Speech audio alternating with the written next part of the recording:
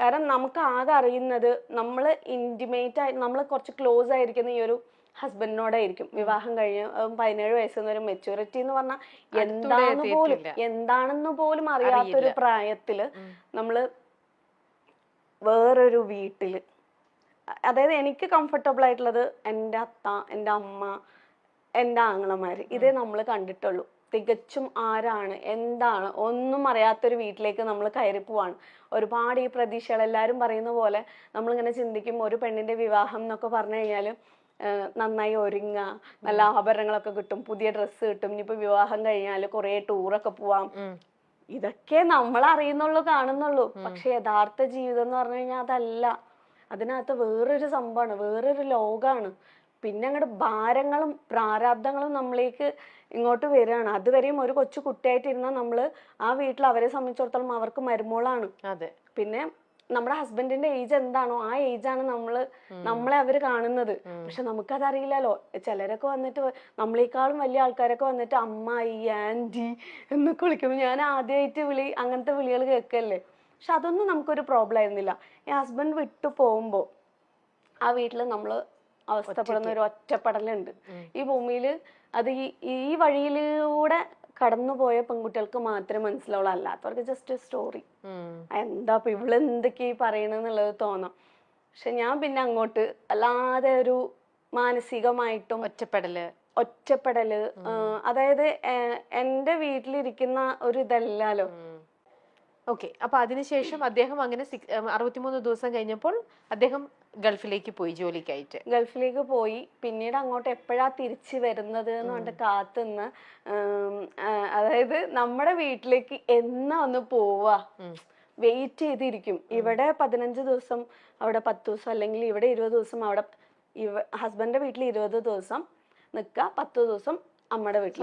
ആ 20 ദിവസം ആവാൻ വേണ്ടിട്ട് ഓരോ ദിവസം ഇങ്ങനെ 1 2 3 എത്ര തന്നെ ഹസ്ബൻഡിന്റെ വീട്ടിൽ സുഖമുണ്ടോ ഇല്ലേ, ഇവിടെ ഞാൻ വേറെ ഒന്നും പറയുന്നില്ല, സുഖമുണ്ടോ ഇല്ലേ, നമ്മുടെ വീടിന്റെ ആ ഒരു സ്വാതന്ത്ര്യമോ സമാധാനമോ ഒരിക്കലും നമുക്ക് നമ്മൾ ജനിച്ചു വളർന്ന നമ്മുടെ അച്ഛനമ്മ, നമ്മുടെ ലോകം, അവിടെ നമുക്ക് കിട്ടുന്ന ഒരു കംഫർട്ട് സോൺ എന്ന് പറയുന്നത് പ്രത്യേകിച്ചും ഈ ഒരു പ്രായത്തില്, മറിച്ച് വേറൊരു വീട്ടിലേക്ക് എങ്ങനെ കല്യാണം ഞാനെടുത്തൊരു തീരുമാനമുണ്ട്. എനിക്ക് ഫസ്റ്റ് പെൺകുട്ടി ജനിച്ചപ്പോ അവളുടെ വിവാഹത്തിനെ പറ്റിയിട്ട് ഞാൻ അടുത്ത കാലത്തൊന്നും ചിന്തിക്കൂല.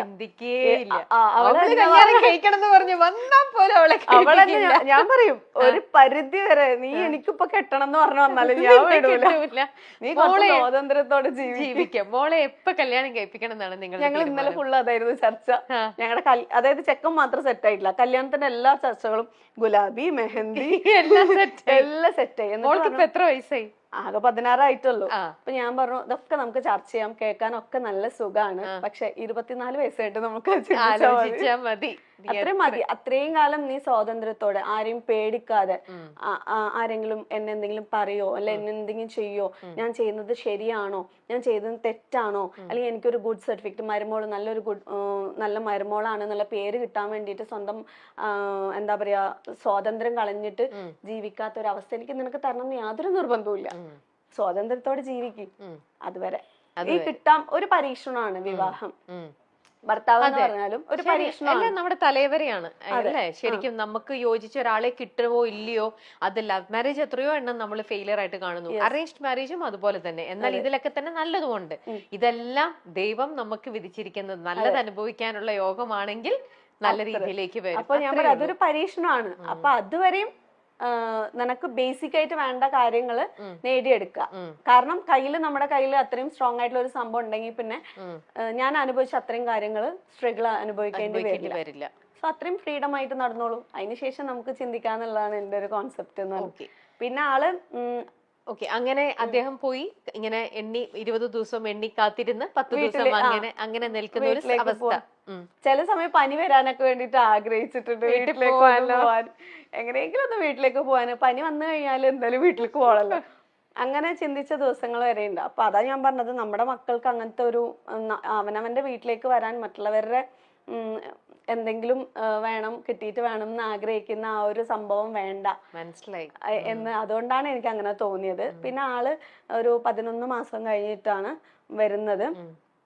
വരുന്ന തലേദിവസം എന്നെ വിളിച്ചിട്ട് പറയാണ് എനിക്ക് ലീവ് കിട്ടിയില്ല, ഞാൻ വരുന്നില്ല എന്നുള്ളത്. ഞാൻ ആ സമയം ഹസ്ബൻഡിന്റെ വീട്ടിലാണ്. ബാത്റൂമിൽ പോയി, അതൊന്നും ആർക്കും അറിയില്ലേ, ബാത്റൂമിൽ പോയിട്ട് പൈപ്പ് തുറന്നിട്ടിട്ട് ഒച്ചിട്ടിട്ട് കരഞ്ഞിട്ട് എൻ്റെ അത്താനെ വിളിച്ചു പറഞ്ഞു നാളെ വരില്ല എന്നാ പറയുന്നത്.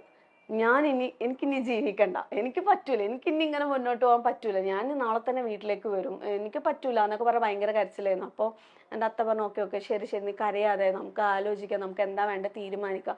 അല്ലെങ്കിലും നിന്നെ ഗൾഫുകാരന് കല്യാണം കഴിച്ചു കൊടുക്കണം എന്നൊന്നും എനിക്ക് തീരുമാനം ഉണ്ടായിരുന്നില്ല.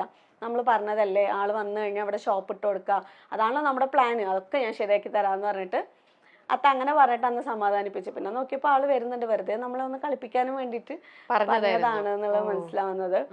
വന്ന എല്ലാം സെറ്റ് ആവുമെന്നാണ് നമ്മൾ വിചാരിച്ചത്. പക്ഷെ പിന്നീട് അങ്ങോട്ട് എന്താ പറയാ, പ്രോബ്ലംസിന്റെയും ഫിനാൻഷ്യലി ആയിട്ടുള്ള ബുദ്ധിമുട്ടിന്റെയും ഒരു വൻ കുത്തൊഴുക്ക് തന്നെയായിരുന്നു പിന്നെ നമ്മുടെ ജീവിതത്തിലേക്ക് വന്നത്. ആളിപ്പോ ഗൾഫിലാണെങ്കിൽ പോലും എൻ്റെ കാര്യത്തിനൊന്നും അങ്ങനെ ഒന്നും സ്പെഷ്യലായിട്ട് നമുക്കൊന്നും നോക്കേണ്ട ആവശ്യമില്ല. അപ്പൊ എനിക്ക് എന്തെങ്കിലും പ്രോബ്ലംസ് അല്ലെങ്കിൽ അസുഖം വന്നു കഴിഞ്ഞാൽ ഞാൻ എൻ്റെ വീട്ടിൽ പോകുമ്പോഴാണ് അമ്മയാണ് ആ സമയത്ത് ഹോസ്പിറ്റലിൽ കൊണ്ടുപോകുന്നതൊക്കെ. അപ്പൊ എനിക്കെന്ന് പറഞ്ഞിട്ട് ചിലവിന്റെ കാര്യം നോക്കണ്ട. പക്ഷെ നാട്ടിലേക്ക് വന്നു കഴിഞ്ഞാൽ പിന്നെ ഞാൻ ആളോട് പറഞ്ഞു എനിക്ക് പഠിക്കണം. ഈ 11 മാസത്തിന് ശേഷമാണ് വീണ്ടും പഠിക്കാനുള്ള ഒരു തീരുമാനത്തിലേക്ക് എത്തുന്നത്. അപ്പൊ അത് പോസിബിൾ ആവോ, നടക്കോ, ഇവിടെ നിന്ന് പോകുന്നത് നടക്കോ എന്ന് ചോദിച്ചു. ഇത് ഞാൻ പറഞ്ഞിട്ടില്ല, അതായത് അറബി കോളേജിലേക്ക് വീണ്ടും ഡിഗ്രി എടുക്കാൻ വേണ്ടിയിട്ടുള്ള ഒരു തീരുമാനമായിരുന്നു. അപ്പം നടക്കും, എല്ലാ പണിയും ഞാൻ ചെയ്തതിന് ശേഷം ഞാൻ ഇവിടുന്ന് പോകുള്ളൂ, ആർക്കും ഒരു ബുദ്ധിമുട്ടും എൻ്റെ പഠനം കൊണ്ട് വരാത്ത രീതിയിൽ ഞാൻ ചെയ്യാന്ന് പറഞ്ഞു. കോളേജിലെ സാറൊക്കെ വിളിച്ച് സംസാരിച്ച് അവർ ഓക്കെ പറഞ്ഞു. ആഴ്ചയിൽ 3 ദിവസം അല്ലെങ്കിൽ 2 ദിവസം ക്ലാസ്സിൽ പോകുന്ന പോലെ, ബാക്കിയുള്ള ദിവസങ്ങൾ വീട്ടിലത്തെ കാര്യങ്ങൾ നോക്കുന്ന പോലെ. അപ്പോൾ കുട്ടികളൊന്നും ഉണ്ടായിട്ടില്ല. അങ്ങനെ നമ്മൾ അറബി കോളേജിൽ പോയിട്ട് വീണ്ടും ഡിഗ്രിക്ക് ജോയിൻ ചെയ്ത് ക്ലാസ് ഒക്കെ അറ്റൻഡ് ചെയ്ത് അങ്ങനെ പോയിക്കൊണ്ടിരിക്കുകയാണ്. ആ സമയത്ത് മോളെ പ്രഗ്നന്റ് ആവുന്നത്. മോളെ പ്രഗ്നന്റ് ആയിട്ട് നമ്മൾ ക്ലാസ് പറ്റുന്ന പോലെ പോയി. എങ്ങനെ പോകുന്ന വെച്ചാൽ രാത്രി തന്നെ എല്ലാ പാത്രങ്ങളൊക്കെ കഴുകി ഫിനിഷ് ആക്കി വെക്കും. കാരണം എനിക്ക് നേരത്തെ ക്ലാസ്സിലോട്ട് പോകണം. അപ്പോൾ തലേ ദിവസം തന്നെ മാക്സിമം ചെയ്യാനുള്ള പണികളൊക്കെ ചെയ്തിട്ട് പാത്രങ്ങളൊക്കെ എല്ലാം കഴുകി കിച്ചൺ കംപ്ലീറ്റ് നീറ്റ് ആക്കിയതിന് ശേഷം രാവിലെ എണീറ്റിട്ട് ആണ് പോകുന്നത്, ക്ലാസ്സിലേക്ക് പോകുന്നത്. ടിഫൻ അമ്മ റെഡിയാക്കി വെക്കും അവിടെ വീട്ടിൽ. കാരണം ഇവിടെ എനിക്ക് നിന്ന് കുക്ക് ചെയ്യാൻ പറ്റില്ല. യാത്ര ചെയ്യാൻ 1.5 മണിക്കൂറോളം നമ്മൾ വണ്ടിയിൽ നിന്നിട്ട് വേണം പോവാനും വേണ്ടിയിട്ട്. അങ്ങനെ അവിടെ നിന്ന് ടിഫൻ ആക്കി വാങ്ങിയിട്ട് വേഗം പോകും. വീട് അടുത്തടുത്തായിരുന്നോ? എന്റെ വീടും ഹസ്ബൻഡിന്റെ വീടും കുറച്ച് ഒരു 1 കിലോമീറ്ററിന്റെ ഡിസ്റ്റൻസ് ഉള്ളൂ. അതിനുശേഷം തിരിച്ച് വന്നു കഴിഞ്ഞാൽ എനിക്കായിട്ടുള്ള പണികൾ അവിടെ തന്നെ ഉണ്ടാവും. തുണി അലക്കിയതുണ്ടെങ്കിൽ ഉണക്കാനിടാനുണ്ടാവും, പാത്രം കഴുകാനുണ്ടാവും, വന്നിട്ട് ബാക്കിയുള്ള പണികൾ ചെയ്യുക. അങ്ങനെ ആയിട്ടാണ് അറബി കോളേജിൽ. അത് ഒരുപാടൊന്നും നീണ്ട് എനിക്ക് പോകാൻ പറ്റിയിട്ടുണ്ടായിരുന്നില്ല, കുറച്ചേ ഉണ്ടായിരുന്നുള്ളൂ.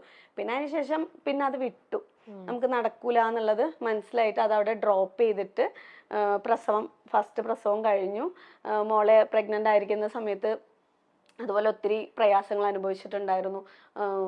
എന്താ പറയാ, വെയിറ്റ് എടുത്തിട്ടും അവിടെ എന്ന് പറയുമ്പോൾ പണ്ടത്തെ ആ ഒരു സ്റ്റൈലാവുമ്പോൾ തന്നെ ഈ ടാങ്കൊക്കെ ഭയങ്കര, ടാങ്കിൽ വെള്ളം നിറച്ച് വെച്ചിട്ട് അന്ന് എടുത്തിട്ട് വന്നിട്ട് വേണം നമുക്ക് ഈ പാത്രങ്ങളൊക്കെ കഴുകാനും വേണ്ടിയിട്ട്. അപ്പോൾ ഞാൻ ഇതില് പോയിട്ട് ടാങ്കിന്റെ ഈ ഒരു മതിൽ എന്ന് പറയുമ്പോൾ ഇത്ര ഹൈറ്റ് ഉണ്ടാവും, ഇതിന്റെ അടുത്ത് പോയിട്ട് ഇതിനകത്തേക്ക് താഴ്ന്ന വെള്ളമായിരിക്കും. നമ്മളിത് ഹെൽപ്പ് ചെയ്യാനൊന്നും ആരും ഉണ്ടാവില്ല. അപ്പൊ ഇതിങ്ങനെ കോരി എടുത്തിട്ട് വരുമ്പോഴേക്ക് വയറൊക്കെ ഇങ്ങനെ മുട്ടിയിട്ടിരിക്കും. അപ്പൊ അടുത്ത വീട്ടില് ഇരിക്കുന്നവര് പറയും അവിടെ ഒരു കുഞ്ഞു കുട്ടീൻ്റെ, എനിക്ക് ഇപ്പോഴും ഓർമ്മയുണ്ട്, ഇത് നോക്ക് ഇതുപോലെ ഒരു ജീവൻ തന്നെയാണ് നിന്റെ വയറ്റിലിരിക്കുന്നത്, നീ ഇങ്ങനെ കുഞ്ഞിത് എടുക്കുന്ന സമയത്ത് ആ കുട്ടിക്ക് എന്തെങ്കിലും സംഭവിക്കില്ലേ?